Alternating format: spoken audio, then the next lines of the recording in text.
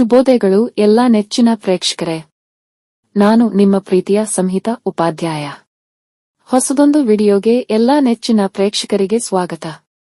ಮಾನ್ಯ ವೀಕ್ಷಕರೇ, ಈಯೊಂದು ವಿಡಿಯೋ ಬಂದು ಗೃಹಲಕ್ಷ್ಮಿ ಯೋಜನೆಗೆ ಸಂಬಂಧಿಸಿದಂತೆ ಅತಿ ಮುಖ್ಯವಾದ ಅಪ್ಡೇಟ್ ದೊರಕಿದ್ದು, ಆದರೆ ಅದಕ್ಕೂ ಮುನ್ನ ಎಲ್ಲಾ ನನ್ನ ಪ್ರೀತಿಯ ವೀಕ್ಷಕರಲ್ಲಿ ನನ್ನದೊಂದು ವಿನಂತಿ, ನಿಮ್ಮಲ್ಲಿ ನನ್ನದೊಂದು ಕಳಕಳಿಯ ಬೇಡಿಕೆ.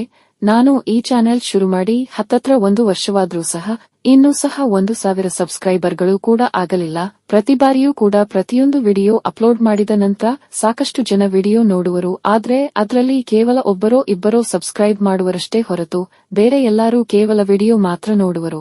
ಇದುವೇ ಬಹಳ ಬೇಸರವಾಗುವಂತದ್ದು.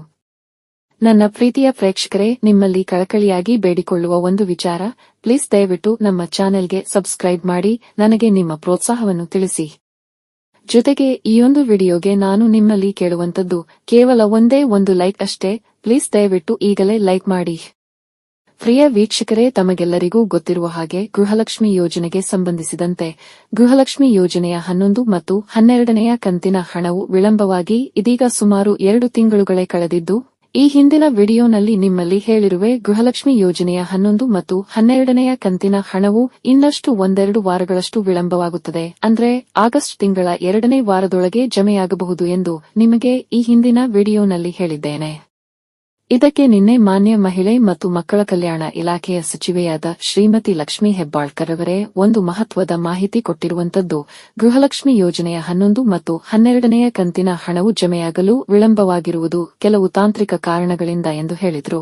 ಜೊತೆಗೆ ಆಗಸ್ಟ್ ಮೊದಲ ವಾರದೊಳಗೆ ಗೃಹಲಕ್ಷ್ಮಿ ಯೋಜನೆಯ 11 ಮತ್ತು 12ನೆಯ ಕಂತಿನ ಹಣವು ಎಲ್ಲಾ ಗೃಹಲಕ್ಷ್ಮಿಯರ ಖಾತೆಗಳಿಗೆ ಜಮೆಯಾಗುತ್ತದೆ ಎಂದು ಹೇಳಿದ್ದಾರೆ.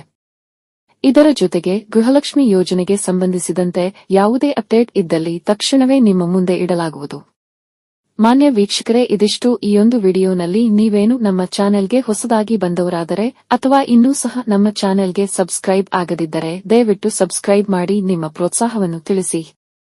ಸಿಗುವ ಮುಂದಿನ ವಿಡಿಯೋನಲ್ಲಿ ಎಲ್ಲರಿಗೂ ಶುಭವಾಗಲಿ. ಇಂತಿ ನಿಮ್ಮ ಸಂಹಿತಾ ಉಪಾಧ್ಯಾಯ.